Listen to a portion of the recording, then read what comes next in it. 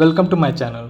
आज हम लोग एक ऐसा टॉपिक देखेंगे जो काफ़ी रिलेवेंट है एग्ज़ाम के प्रोस्पेक्टिव से। ठीक है, ये पीसेंट मोमेंट है।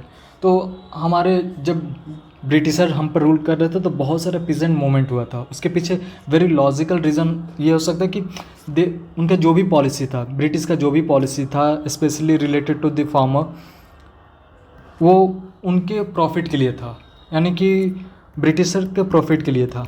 तो वो इंडियन पर जो भी पेशेंट उस टाइम थे उन पर कहीं ना कहीं ज़्यादा ही एक ऑपरेसिव ही नेचर था, अत्याचार हो रहा था। दैट इज़ द रीज़न बहुत सारे फार्मर बहुत सारे रीज़न में अपना अपना मतलब एक पेशेंट का मूवमेंट ऑर्गेनाइज करते हैं और देवर अगेंस्ट द ब्रिटिशर। ठीक है, फॉर एग्जांपल अवध में होता है, ठीक है, बिहार वाला एरिया में शाहजहान सरस्वती लीड करते हैं। ठीक है, फिर डेक्कन वाला पार्ट में भी होता है डेक्कन रॉयट, ओके, फिर आंध्रा वाला पार्ट में भी होता है, मालाबार वाला पार्ट में भी होता है। ठीक है, तो ये सारा पीसेंट मूवमेंट उनका लॉजिकल रीज़न यही था कि जो भी ब्रिटिश का पॉलिसी था, ठीक है, वो जो पॉलिसी था it was too oppressive in nature. Many a time famine was taking place in our country. ठीक है, जब फेमाइन होता था तब भी उनका जो रेवेन्यू था वो हाइक हो जाता था। एग्जाम्पल कि यही प्रोटेस्ट देखने को मिला खेदा में। ठीक है, फिर इंडिगो वाज ब्रिटिश जब वो कंट्री रूल कर रहे थे तो ब्रिटेन में इंडस्ट्रियल रिवोल्यूशन चल रहा था, तो इसका एक रॉ मटेरियल था इंडिगो।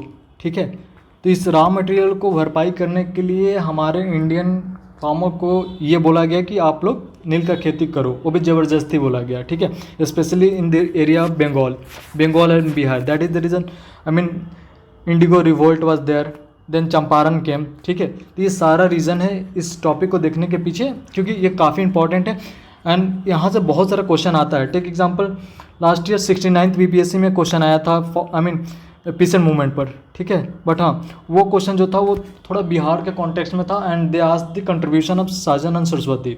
ठीक है, बट हाँ ऐसा देखा जाए तो इस टॉपिक से काफ़ी, मैं जब I was going through the PYQ तो मुझे मालूम चला कि कम से कम 10 से 12 क्वेश्चन थे इस टॉपिक से। तो ये टॉपिक अपने आप में बहुत रिलेवेंट है, तो हम इस टॉपिक को क्लियर करते हैं। ठीक है, छोटा सा वीडियो में क्लियर करना सो दैट यदि कोई भी क्वेश्चन आता है तो हम लोग टैकल कर लेंगे। ठीक है, ये सारा कंटेंट एक स्पेक्ट्रम जो एक किताब है उसके बेसिस पर लिया गया है। ठीक है, तो पहला हम देखते हैं कि कौन सा मोमेंट है इंडिगो। ठीक है, ये कौन सा रीजन में था, तो ये जो बंगाल का रीजन था वहाँ था।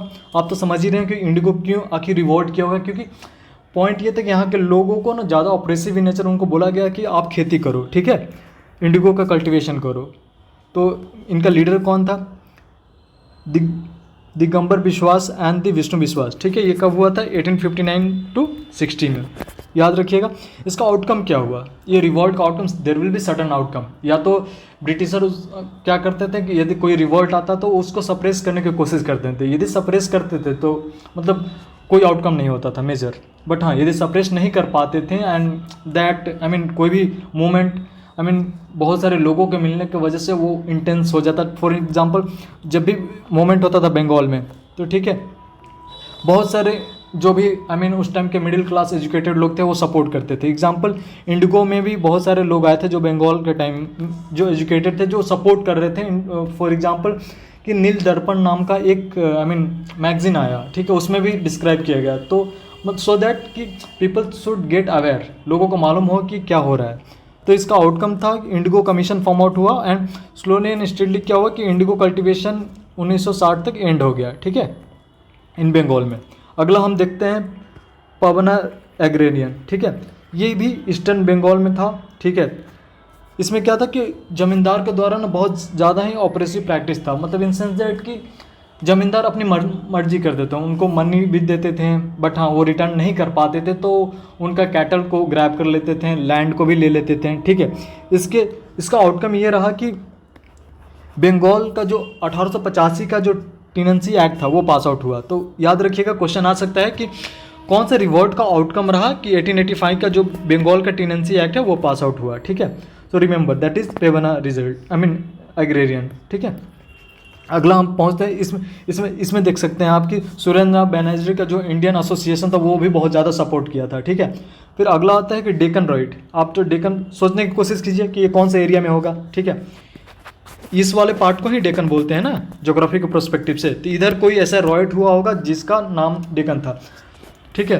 तो इसको वेस्ट इंडिया में कंसिडर किया, स्पेशली महाराष्ट्र रीजन में, ठीक है। ये ऐसे भी हम जानते हैं कि कौन सा कल्टीवेशन होता है यहाँ। थिंक ज्योग्राफी के पर्सपेक्टिव से सोचने की कोशिश कीजिए कि यहाँ जब ब्लैक सॉइल है तो यहाँ सबसे ज़्यादा कॉटन उगाया जाता है, ठीक है। क्या हुआ कि हेवी टैक्सेशन हो गया, ठीक है, रायटवाड़ी सिस्टम के अंतर्गत। एंड दी उस टाइम ना जब ये डेक्कन का रोड चल रहा था तो America was going under this civil war, ठीक है। तो एक्चुअली देखा जाए तो इंडस्ट्रियल रेवोल्यूशन जो ब्रिटेन में था उसका सप्लाई कॉटन का था अमेरिका से, तो due to the civil war उसका सप्लाई कट हो गया। सो इंडिया से ये सप्लाई आना स्टार्ट हो गया।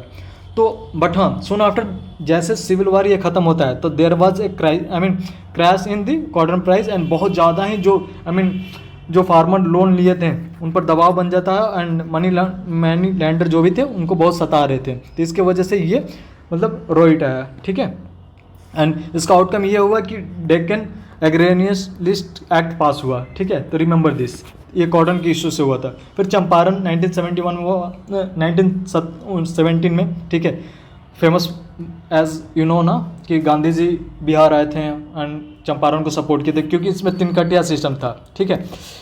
एंड ये फर्स्ट सिविल डिसोबीडियंट मोमेंट था अगेंस्ट द इंडिगो कल्टीवेशन, ठीक है। उसके बाद खेदा होता है, क्योंकि खेदा वाला गुजरात वाला रीजन में क्या होता है कि फेमाइन आ जाता है। फेमाइन होने की वजह से भी उनका लैंड को जो रेवेन्यू था वो ब्रिटिश के द्वारा बहुत ज़्यादा ही डिमांड किया गया था।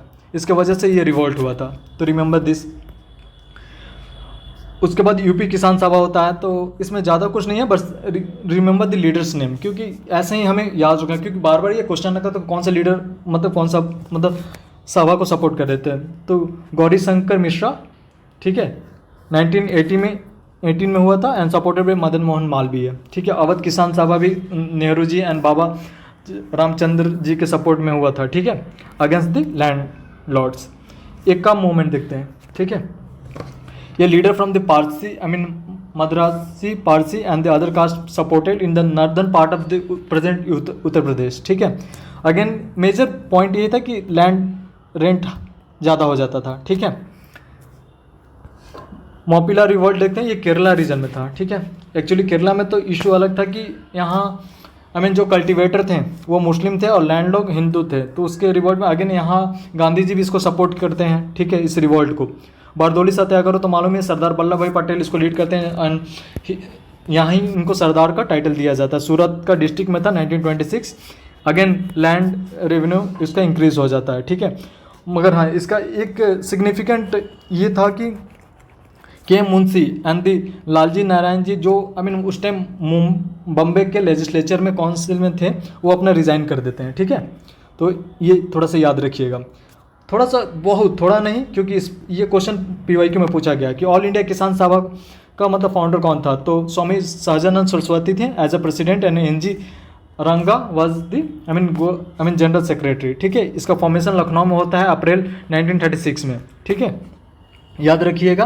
एंड पहली बार Indian National Congress and all India Kisan Sabha together दोनों का आपस में मीटिंग होता है एंड 1936 में होता है, जो फैजपुर में होता है। ये एक विलेज, पहली बार कोई कांग्रेस का मीटिंग विलेज में होता है, तो याद रखिएगा। ये बहुत इंपॉर्टेंट क्वेश्चन कर सकता है, either in the perspective of all India Kisan सभा और from the perspective of Indian Congress, ठीक है। बख्त मोमेंट ये है, बख्त मोमेंट जो स्वामी शाहजहां बिहार में ये लीड किया था, तो याद रखिएगा कि ये बिहार का हुआ था, ठीक है।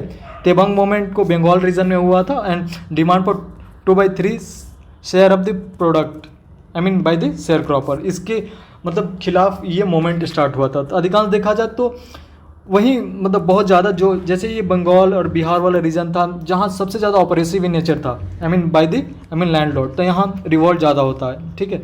तो एक बार ये इसको रिवीजन कर लीजिएगा क्योंकि ये टॉपिक बहुत इंपॉर्टेंट है, ठीक है। यहाँ से पॉसिबिलिटी है कि कम से कम 1 से 2 मार्क का क्वेश्चन आ जाए, ठीक है, आइदर इन दी BPSC और इन UPSC ऑल्सो और एनी अदर एग्जाम, ठीक है। तो प्लीज़ एक बार देख लीजिएगा, इंडिगो रिवोल्ट, पवना रिवोल्ट, डेक्कन रॉयट इंपॉर्टेंट है, ठीक है। चंपारण तो आपको बहुत ज़्यादा मालूम होगा, ठीक है।